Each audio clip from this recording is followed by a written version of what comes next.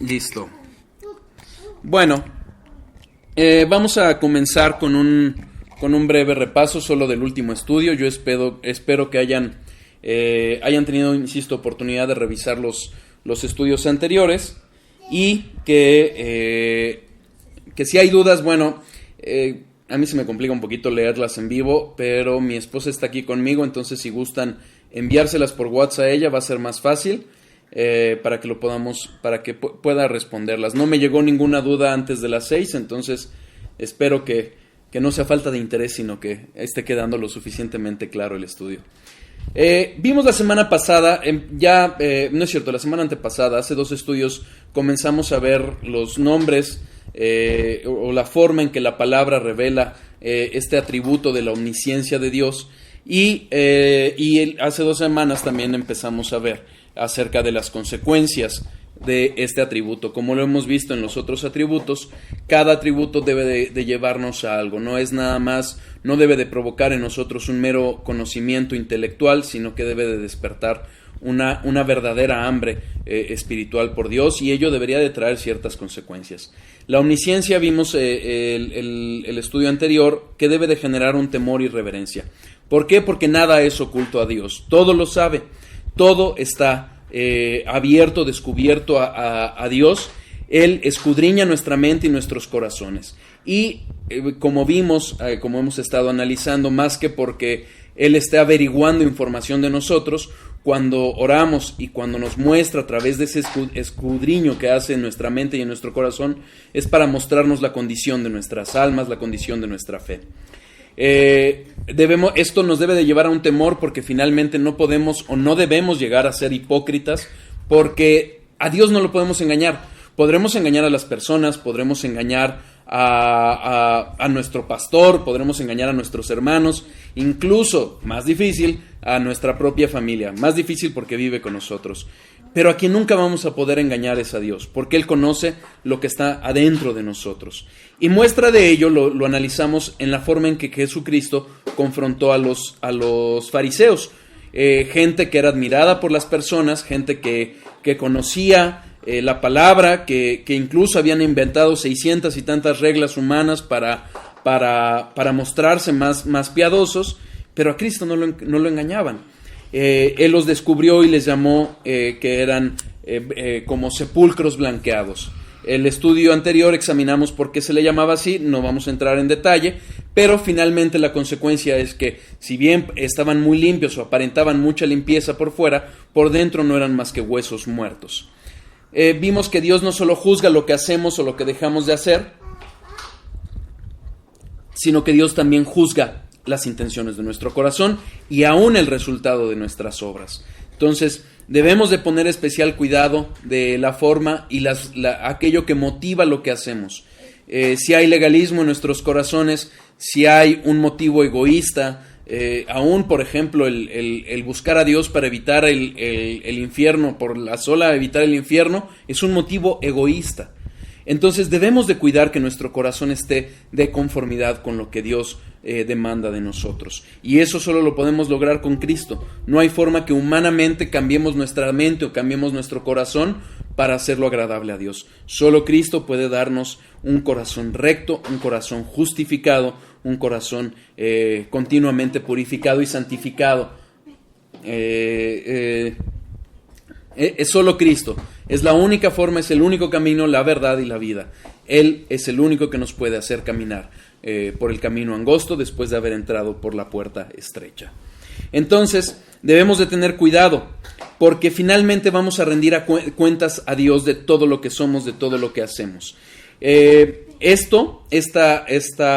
atributo nos debería de llevar a una continua santidad, a una búsqueda mayor de esa santidad, porque aún aquellos secretos que están en nuestros corazones van a ser develados, no son ocultos delante de Dios, todas las cosas le son expuestas. También vimos que este justo temor y reverencia nos debería de llevar a una reflexión de nuestras vidas. ¿Por qué? Porque Cristo advirtió con toda justicia que no todo el que le dice Señor, Señor, va a poder estar delante de Él. No todo el que le dice Señor, Señor, le conoce.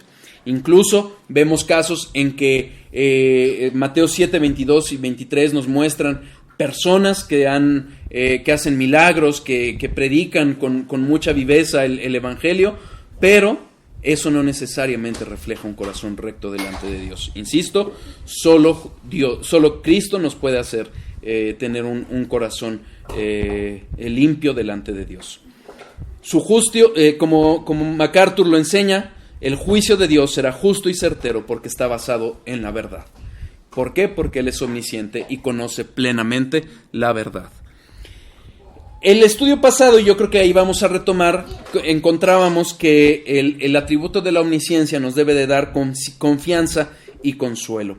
Vimos en el estudio anterior que el consuelo debe derivar de que Dios conoce a sus hijos y conoce absolutamente todo lo que vimos, es decir, todo lo que somos, todo lo que dejamos de hacer, aún las intenciones de nuestro corazón están develadas delante de Dios y ojo, aún así nos ama. Vamos a Oseas 2, capítulo 2, versículos 19 y 20, lo leímos en el estudio pasado, entonces no me detengo mucho, es nada más para poder retomar acerca del consuelo y la confianza que debe de generar en nosotros este atributo de Dios. Oseas 2, versículos 19 y 20 enseñan lo siguiente: y te desposaré conmigo para siempre, te desposaré conmigo en justicia, juicio, benignidad y misericordia, y te desposaré conmigo en fidelidad y conocerás a Jehová. Si nosotros vemos los versículos anteriores y el contexto en el que se está desarrollando, Dios está acusando a su pueblo de un gran pecado, de la prostitución espiritual por haberse rendido a otros dioses. Y a pesar de eso, a pesar de ese pecado, ¿qué le dice Dios? Que se iba a casar con su esposa.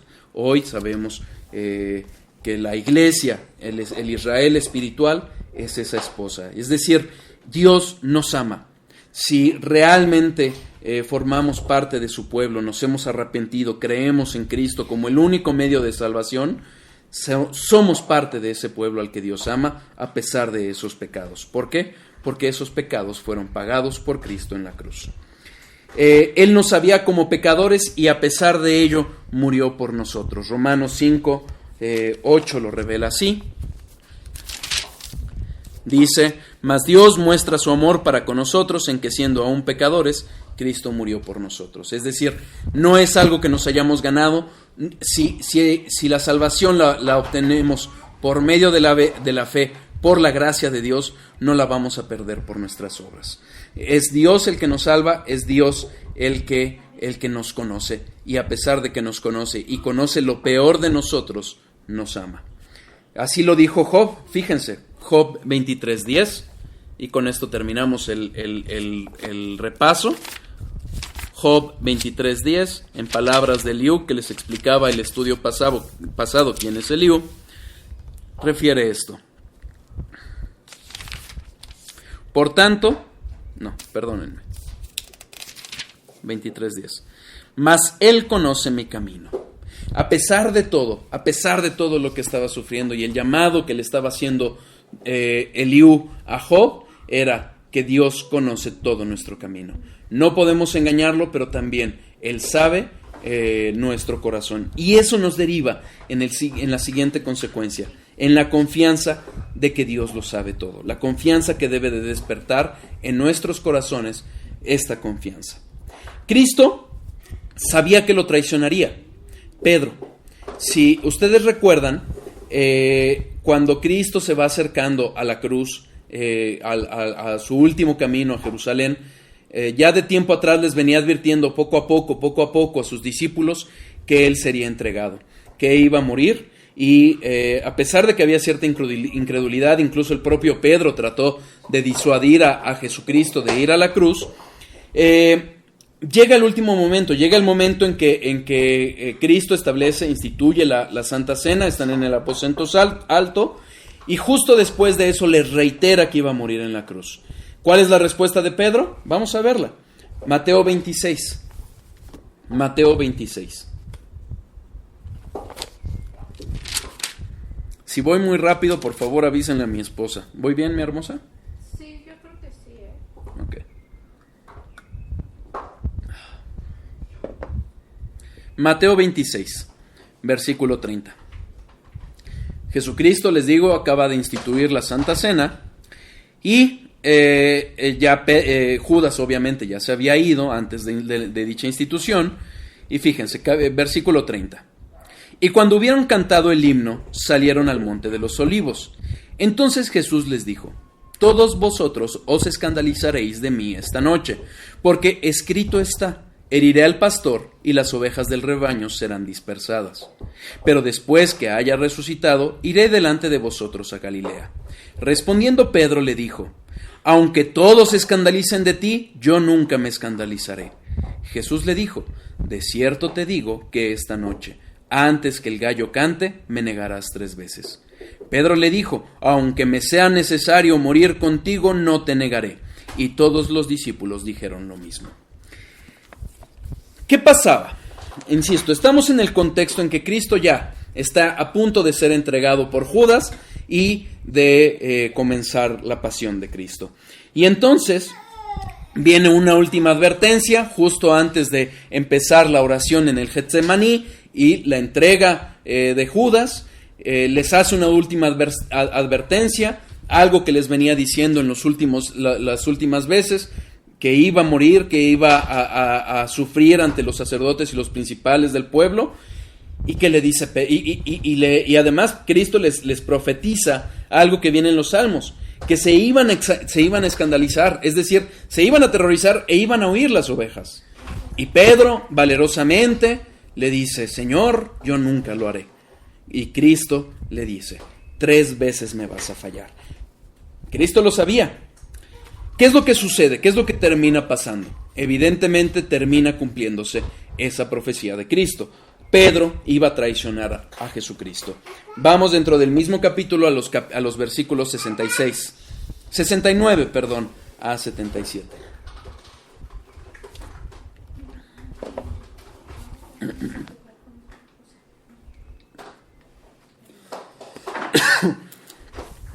Pedro estaba sentado fuera en el patio, y se le acercó una criada diciendo: tú también estás con Jesús el Galileo. Mas él negó delante de todos diciendo: no sé lo que dices. Primera negación. Saliendo él a la puerta, le vio otra, y dijo a los que estaban allí: también estaba con Jesús el Nazareno. Pero él negó otra vez con juramento: no conozco al hombre. Primera vez una negación simple, la segunda vez una negación con juramento. Siguiente versículo. Un poco después, acercándose, los que por allí estaban dijeron a Pedro: verdaderamente también tú eres de ellos, porque aún tu manera de hablar te descubre. Había pasado más de un año Pedro con Jesús, escuchándolo, conviviendo, que incluso su propia forma de hablar había cambiado.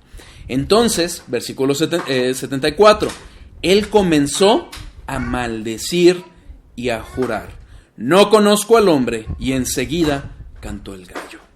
¿Cómo pretendió Pedro negar a su Señor? Cambiando su forma de hablar, maldiciendo. ¿Qué sucede entonces? Canta el gallo enseguida. Versículo 75. Entonces Pedro se acordó de las palabras de Jesús que le había dicho: antes que cante el gallo me negarás 3 veces. Saliendo fuera, lloró amargamente. Sin duda, Cristo sabía de esta negación, la profetizó y aún así lo amó. No solo amó a Pedro, que lo negaría, amó al propio Judas, le lavó los pies a Judas. Pero concentrémonos en Pedro. ¿Qué sucede con Pedro? Pedro valerosamente había dicho que él no negaría a Jesucristo. Jesucristo le profetiza que antes de cantar el gallo lo iba a negar. Lo niega 3 veces y entonces Pedro llora amargamente por su traición. ¿Qué sucede? Si nosotros nos fijamos en el contexto, en lo que leímos primeramente cuando Jesucristo le profetiza a Pedro su negación, algo que le dice es que él iba a ir delante de ellos a Galilea una vez resucitado. Y así aconteció. ¿Qué sucede? ¿Qué es lo que hacen los discípulos? Vamos a Juan 21. Esto es después de la resurrección, después de esta negación, de la tercera negación que Pedro hace. Lo que sucede es que Jesucristo termina de ser enjuiciado, crucificado, sepultado.